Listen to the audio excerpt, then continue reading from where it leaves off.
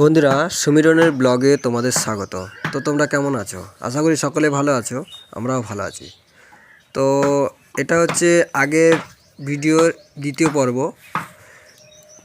তোমরা দেখতে থাকো। যদি ভিডিওটা ভালো লাগে তাহলে লাইক করো, চ্যানেলটাকে সাবস্ক্রাইব করো এবং ভিডিওটাকে শেয়ার করে দিও।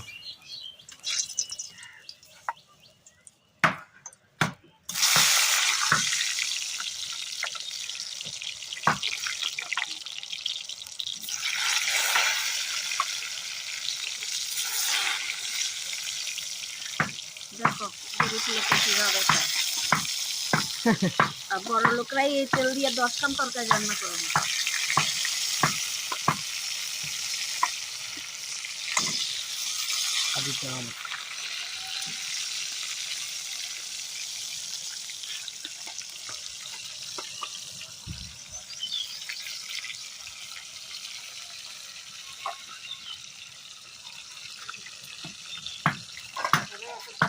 তেল দিয়ে তরকারি রান্না করলে ওরা মরেই যায়।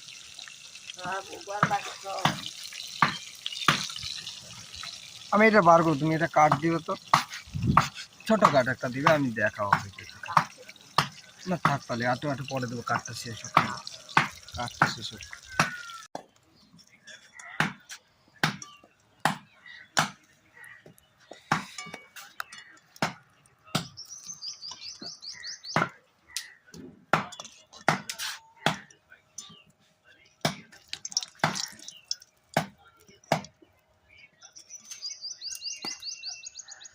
আবার দেখুন তো কাঠ নাই নিচে,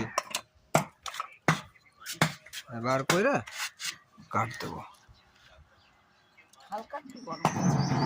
হ্যাঁ, হালকা একটু গরম তো হবে।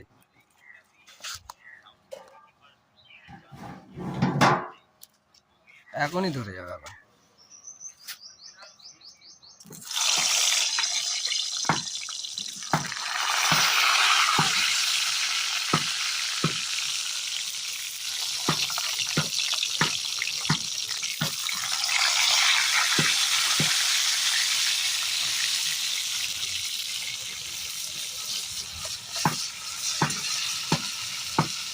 মানুষ দেখলে অবাক হয়ে গো, মা এখন মাথারই রে এত এত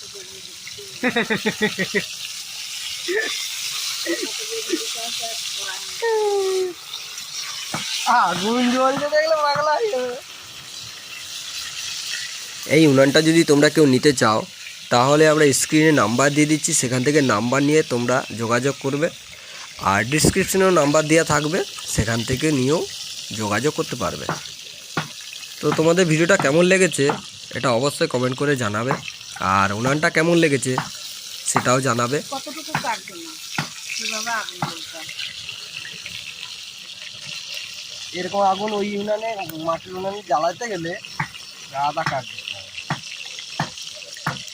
আমার বেশি মোটা কাঠ হলে এটা ধরে টেনে ঢুকিয়ে দিলাম, আর পাতলা কাঠ হলে এখান দিয়ে দিলাম। বাস এখান দিয়ে দেওয়া যাবে, এখান দিয়ে দেওয়া যাবে, এখান দিয়ে কিছু দেওয়া যাবে, কোনো সমস্যা নেই।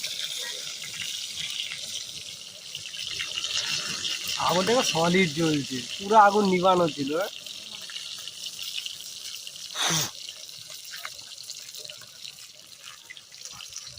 রান্নাটাও বেশ দেখতে হয়ে যায়।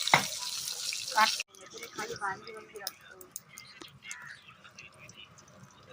এটা টুকরা আর নাহলে এদিকে দিয়ে দিই দিই, এটা এটা দিয়ে দেখ এটা কেমন হয়। অনেক লম্বা আছে এটা।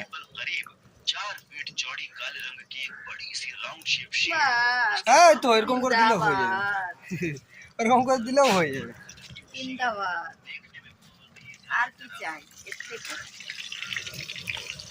আমার বেগুন ভাজা হয়ে গেল। ওতেই হয়ে যাবে তরকারি। বন্ধুরা, আজকের মতো এই পর্যন্তই। আবার দেখা হচ্ছে অন্য কোনো ভিডিওতে। সকলেই ভালো থাকবে।